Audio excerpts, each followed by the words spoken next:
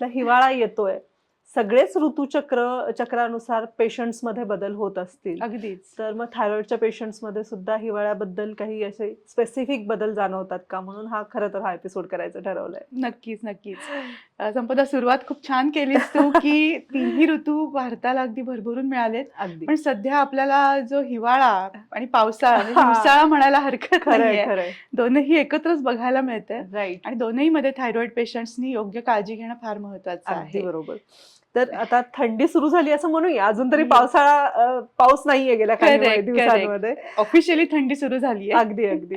तर ह्या थंडीमध्ये डॉक्टर थायरॉइड पेशंट्सचे सिम्प्टम्स वाढताना दिसतात का? किंवा काही वेगळे सिम्प्टम्स दिसतात का? आणि मग ह्यामागे सायंटिफिक रिझन काय आहे? येस. ॲक्च्युली कसं होतं, आपण जेव्हा थायरॉईड बद्दल समजून घेत होतो अगदी पहिल्या एपिसोडमध्ये सुद्धा, त्यात एक महत्त्वाचं फंक्शन आपण बघितलं होतं थायरॉईडचं. ते म्हणजे थर्मोरेग्युलेशन करण्याचं. ओके. शरीरामध्ये जे बॉडी टेम्परेचर असतं ते योग्य पद्धतीने हीट असेल किंवा कोल्ड असेल ते मेंटेन ठेवण्याचं काम थायरॉईड करतं. बरं. आणि हिवाळ्यामध्ये जनरली थायरॉईडच्या पेशंटमध्ये TSH वाढलेलं आढळतंच. हो का? म्हणजे येस, येस, येस. सहसा ही दिसतंच. नॉर्मल कंडिशन आहे म्हणायला हरकत नाहीये. सो अच्छा. अशा वेळेला हम्म. सिम्प्टम्स काय वाढतात किंवा कसे वाढतात ते आपण पुढे बघूयातच. पण जनरली फक्त TSH वाढलेलं आहे म्हणून खूप जास्त काळजी करू नका. योग्य पद्धतीने ते आपण नियंत्रणात आणू शकतो आणि सिम्प्टम्स वाढू न देता त्याला नियंत्रणात आणू शकतो. ओके. त्याचं सायंटिफिक रिझन जे तू मगाशी आता विचारलंस त्याच्या मागे एक महत्त्वाचं जे आहे ते हीट रेग्युलेशन बिघडतं. बरं. जरी मेटाबॉलिझम इन्क्रीज होत असलं तरीही बाहेर एक तर कोल्ड कंडिशन असते आणि शरीरामध्ये जी हीट प्रोड्यूस व्हायला आवश्यक असते त्या प्रमाणात TSH सुद्धा वाढायला लागतं. ओके. कारण ती हीट प्रोड्यूस होण्यासाठी ते नॅचरल शरीराची ती टेंडन्सी आहे. सो त्या केसमध्ये आपल्याला TSH शूट झालेलं दिसतं. ओके. आणि पर्टिक्युलरली मग जरा अति थकवा, फटीग आपण म्हणतो किंवा वजन वाढत जाणं, हो. मूड स्विंग्स होणं, ओके. जॉईंट पेन होणं, या गोष्टींमध्ये थायरॉइडच्या पेशंटमध्ये वाढ झालेली आपल्याला नक्कीच बघायला मिळते. ओके. सो डॉक्टर, मी जसं आता सुरुवात केली, जठराग्नी तप्त असतो ह्या दिवसांमध्ये. हो, हो. खावंसं वाटतं, गरम अन्न पदार्थ खावेसे वाटतात. तर मग ह्या लोकांमध्ये थायरॉइड पेशंट्समध्ये क्रेविंग्स वाढतात का? किंवा म्हणजे अगदीच भूक न लागणं किंवा खूप भूक लागणं ह्यामध्ये तुम्ही काही पाहिलंय का? असे पेशंट्स हो, पाहिले का? नक्कीच होतं. आता हायपोथायरॉइडिझममध्ये जनरली मेटाबॉलिझम लो असतं, त्याला अंडर ॲक्टिव्ह थायरॉइड आपण म्हणतो.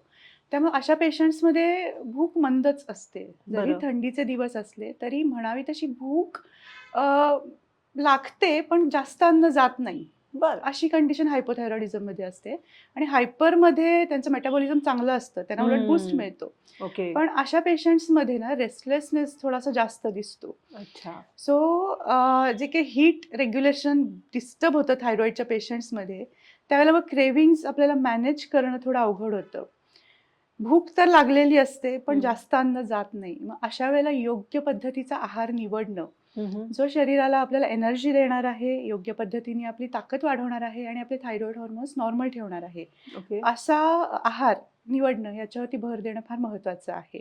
ओके.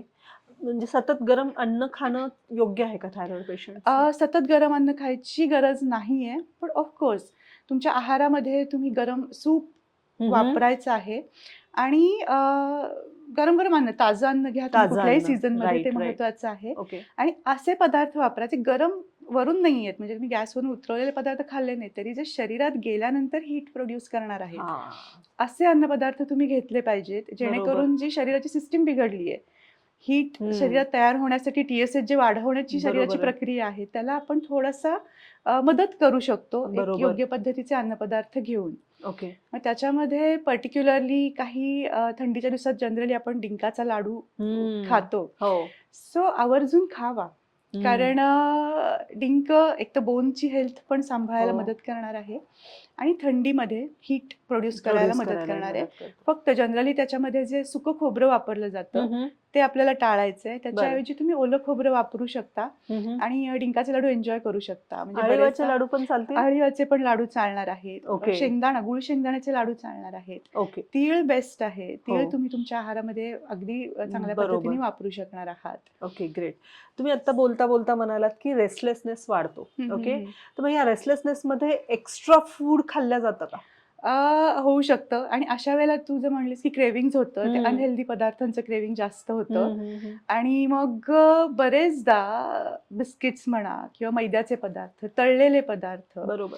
असे पदार्थ खाण्याची इच्छा पेशंट्समध्ये होऊ शकते. हम्म. पण आपल्याला ती आवर्जून टाळणं गरजेचं आहे. बरोबर. योग्य पद्धतीने जर आपण पाण्याचं सुद्धा प्रमाण मेंटेन ठेवलं, म्हणजे तुम्ही हम्म. जर भूक लागते, क्रेव्हिंग्ज होत आहेत, तुम्ही कोमट पाणी प्या त्यावेळेला. हम्म. सो तुमची हीटही मेंटेन राहणार आहे आणि तुमचे क्रेव्हिंग्स त्यावेळेला तुम्ही कमी करू शकणार आहात. आणि रिप्लेस त्याला हेल्दी Healthy food. ऑप्शन्सनी Right. करणं फार महत्वाचं आहे, जे बरोबर. आता आपण थोडेफार बोललो. हम्म. सो त्या पद्धतीने आपल्याला ते कंट्रोल करणं गरजेचं आहे. All right, great.